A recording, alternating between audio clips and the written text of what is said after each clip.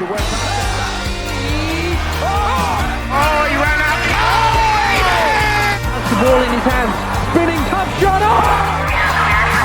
Yes! There is a foul. Oh, it's gone travelling. Defense, they're looking for Myers. Myers fakes it. Now Myers to win the league. Yes! Terrell Myers has won the... You gotta love it, baby. You gotta love it.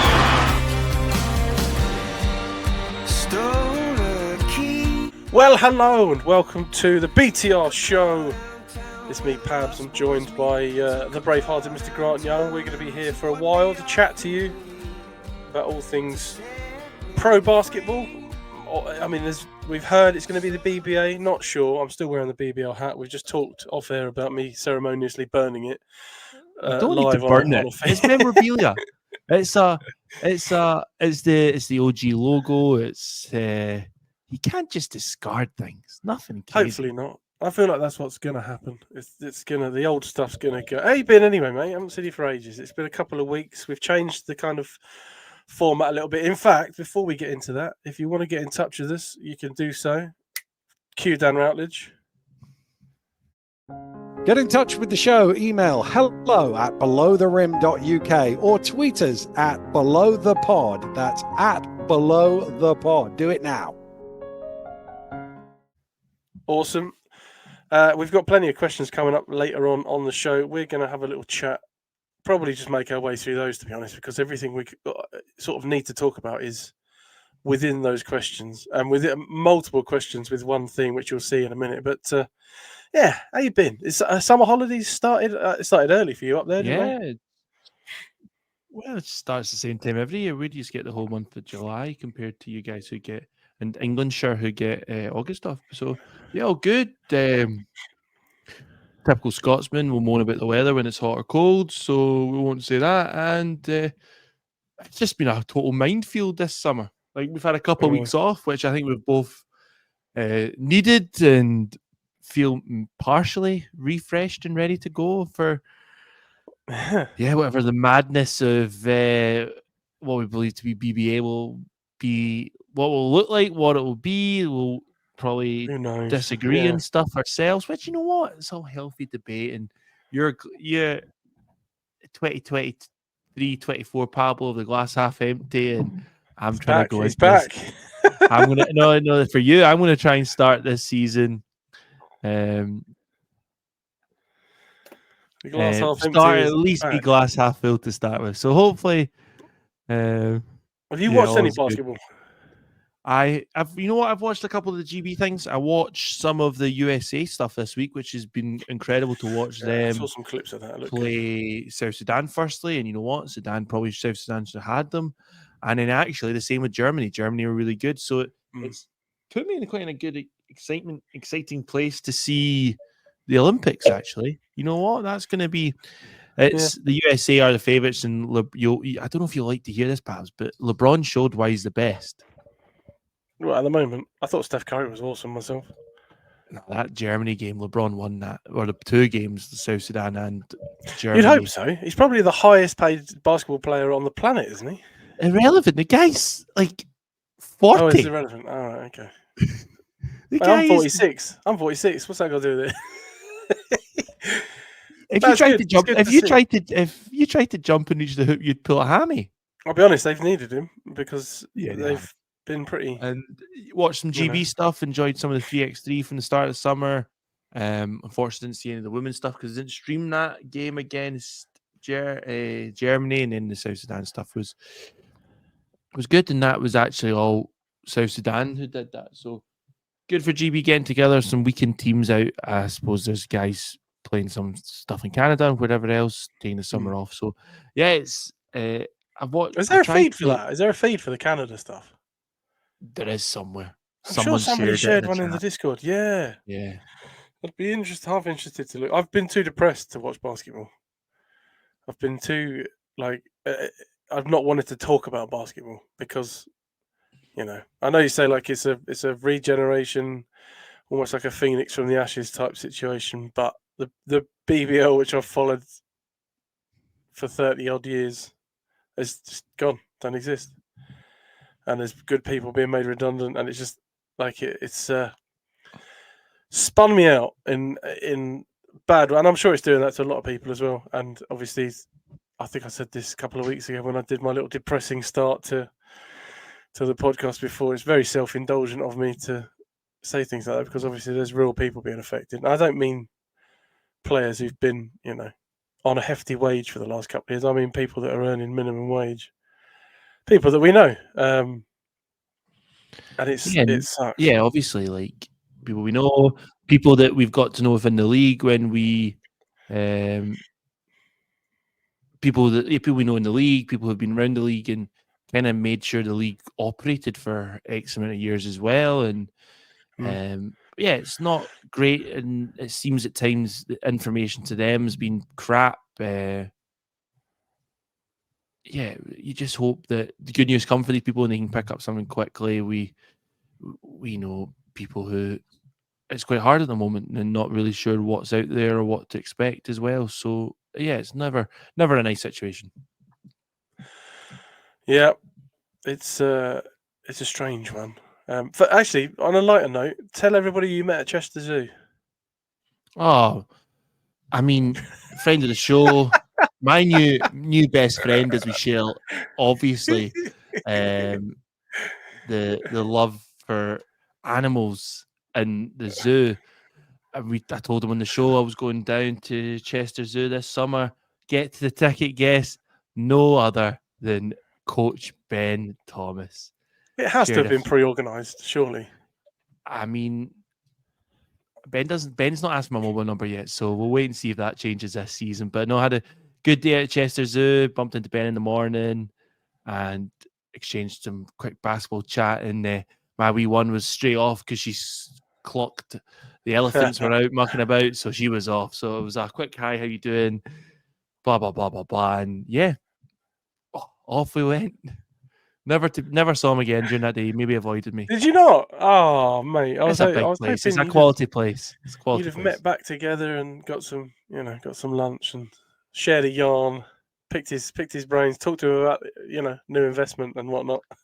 I mean, I know he's yeah, absolutely. What a couple of months, weeks, whatever you want to say. Explains why Skylar was the only one that was definitely returning, though, doesn't it?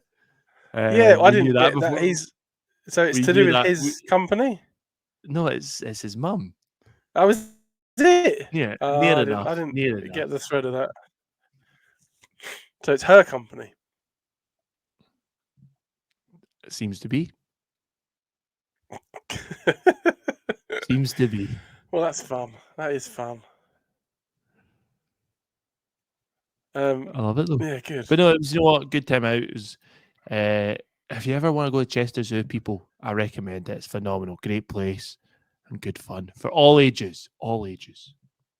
I love a good zoo. And actually, you know what? The gift shop's not crazy expensive either. We've got a good one here, to be fair. In Plymouth Way, Devon Way. Actually, it's the movie. The Matt Damon movie. We bought a zoo. That's our zoo. Did you know that? No. Have you seen the film? I don't think so. It's about the zoo we've got here. This guy buys a zoo. I think his wife dies or something like that, and he ends up buying the zoo and regenerating it, whatever you want to say, bringing it back to life. So Sheffield, what we know then so far in terms of investment is that obviously Gladiator's healthy investor, good man. We're looking at Sheffield with some investment, and we're looking at Cheshire with some investment as well. And obviously Eagles spent more money last year that we could see on the court, so we assume that's going to go the same sort of way. What do we know? What do the Discord guys know about the current investment in these places? I mean, so we look at Sheffield. They've got the guy who, his name's just escaped me. Vaughan somebody. Uh-huh. I'm going to go check it out to make sure I say it right. 2 seconds. Talk amongst yourselves. But you know what? It's a great place to be, and it's interesting that this has all come out and announced when the changes have been made and what's happened in the 777 situations. Obviously, becoming more Von Millet, that's the one. New principal owner of the Sheffield Sharks, and the Sheffield Hatters as well, which I think is a pretty big thing as well. Yeah. So that's Von pretty cool. Millet. Yeah. And also about Sheffield, how good is it that Mike Tuck's getting his testimonial? Oh, at last. That was he was going to have his testimonial in the COVID season, I think. And So obviously it couldn't happen then, but now, yeah, brilliant. So I'm delighted about that. We're interested to see. And it looked like the Darius Defoe one was a good event. And that looks like it was a great success. It's a shame it wasn't televised. Yeah. I know. Are we stream with like Dave commentating it or something would have been pretty good. And then Johnny Bunyan's one is still to take place. We missed that from the summer because the weather up here was hellish. Wasn't there a leak? And there was a leak, a bad court. leak from what I believe. It was more the public entrance rather than on the basketball courts. So, fair enough. Which was very good in terms of the rest of the place, I suppose. And yeah, so I think any new investment's brilliant. And there's a wee bit, obviously, you do worry now because of what is all going on. Do you know what I mean? Like, we look at it being the climate now, people are a lot more skeptical about it. Like me, even I became obviously glass half empty. We talked about that as a kind of jokey comment a lot on the show. So you do question it, but when you look at something like the Cheshire situation, I'm not worried about that because you're like, well, that's like a known quantity where that's going to come from. Yeah. The Sheffield one, you wait and see, but I believe you want to believe that's a good situation. He seems to be quite highly involved in the movement forward for the new league as such.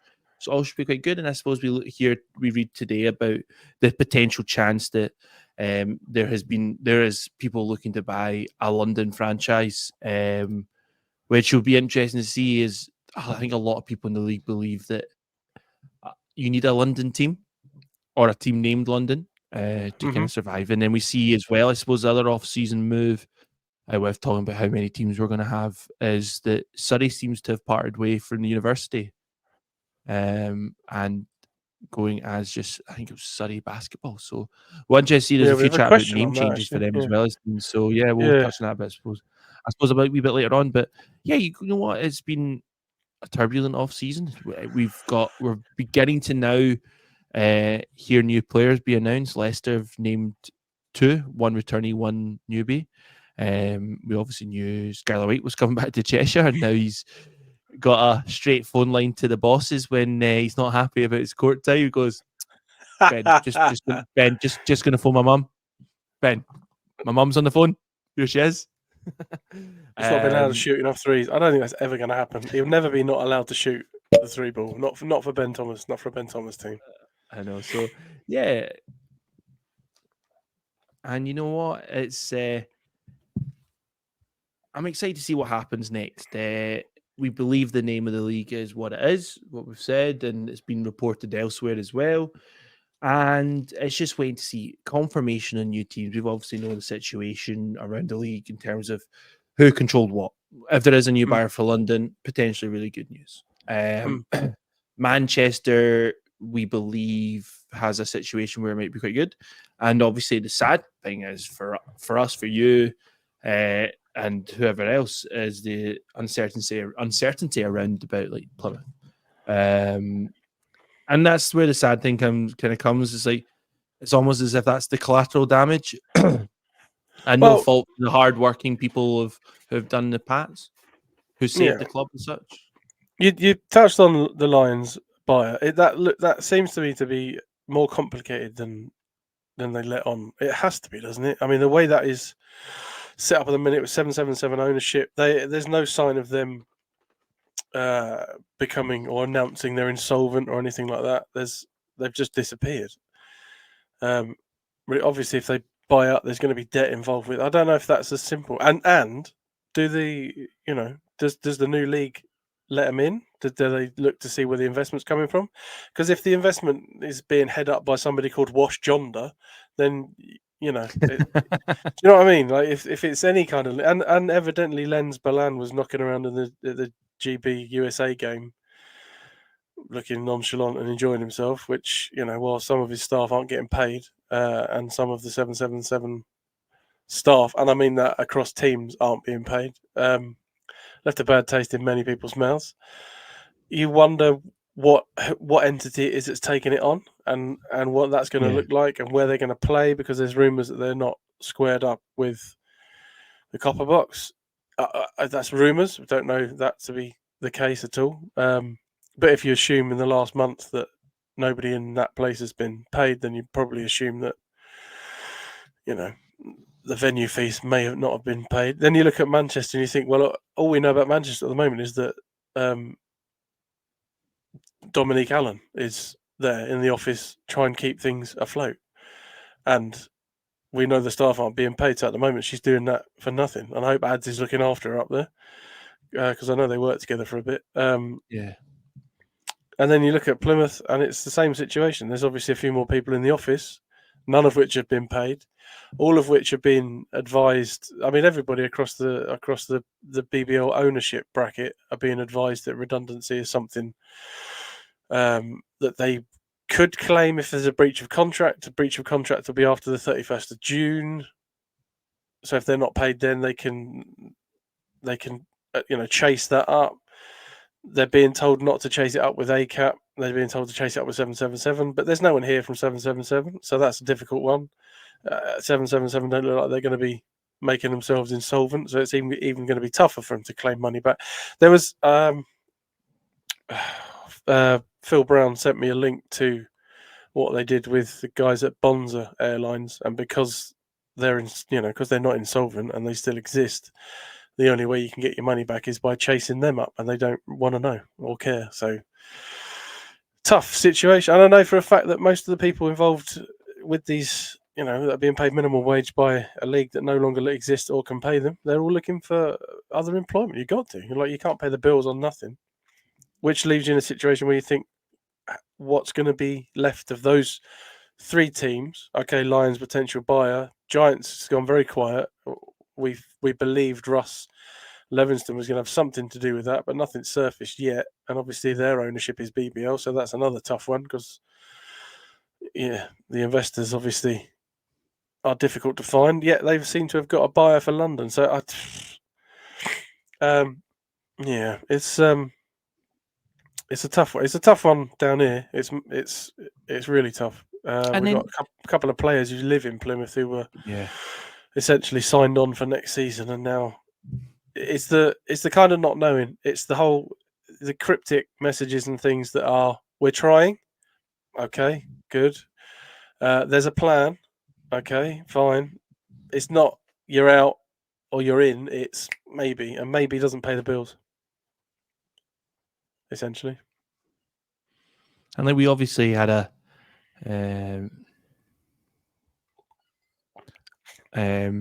back and forth today, which was good interaction. I like when we have a back and forth and not disagree, have a. What was this? When it was put to me that the Lions might be in the league, but the Pats might not be. In which case, but also this all fucking stops, because I'm not doing it. No, there's no fucking way I'm doing it. Could Pats put up together like that kind of fundraiser thing? Could people chip in to at least get them off and running again? And then you never know where that comes from. Like, I hope so. But there is a feeling that if it was going to happen, it would have happened already. We need to hopefully wait and see. I hear mixed things. You read stuff online, you go, and the way things are worded, you're like, oh, that seems quite like a positive. And my glass half full hat on to start the season, as I always give it the chance to go from there. Hopefully, all will be good and positive. Here's the real kicker for me. Do you want to hear what the real kicker? I mean, I say real kicker. Plenty of kickers for you. The real kicker is that the new league might only have 7 teams in it, and that's a bit, and the teams they're leaving out, whatever. But hey, apparently there's a guy on Twitter saying that he bumped into, I think it's someone shared it in the Discord, I've just read it, about speaking to Dan and saying that they're preparing for there to be 10 teams. So who knows? Oh, okay, well they are preparing that. It's not done yet. We're both well aware of that. Someone needs to tell Nicholson.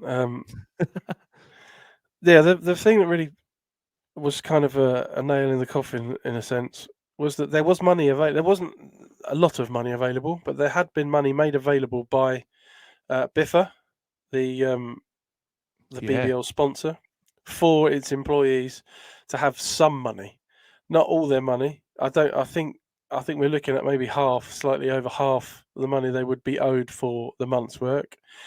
And the decision was made not to give it to the staff, but to give it to the lawyers. I'm assuming for ongoing legal matters and issues. I realise there's people that say, the lawyers will always get the money in that situation. Fuck the lawyers. It's a lost cause. 777 have all buggered off. Why are we, paying lawyer? What for? Like, what? It's done. It's done. Just give some money to the people who work for you for fuck all in the first place. Do you know what I mean? Like, that really did piss me off. Credit to Biffa for coming up with a few quid for the boys and girls that are working their arse off to try and get things, or try and keep things going, keep things afloat. But sorry, the lawyers are having it, because we all know lawyers are hard up of a few quid. I just thought it was fucking ridiculous. I agree. Sorry. What you got going on there? Just my pals messaging all about different things. Better than listening to me, I suppose. Eh? I said better than listening to me, I suppose. No, I'm listening. I think, it's such a crappy one, and you hope. There's still part of me thinks we're still, if you think about it, September time, we're still 7, 8 weeks away from what you would assume is to be a start date for a league season.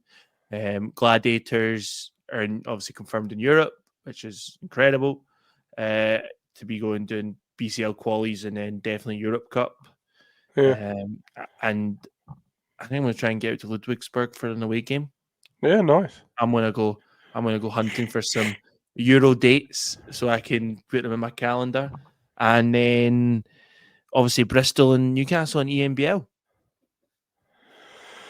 Yeah, that looked good. They were the last ones. I feel like they were the first ones to be announced, and then they were the last ones to be announced for the EMBL. Newcastle Eagles.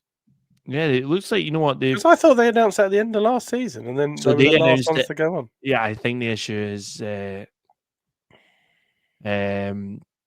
I think Newcastle wanted it as part of their selling for tickets, which makes so much sense. And then the NBL obviously had other ideas. And obviously there's a wee bit of imagine if the Newcastle were selling it and then they didn't actually get them in. But when you look at the groups, I've got them up here, obviously.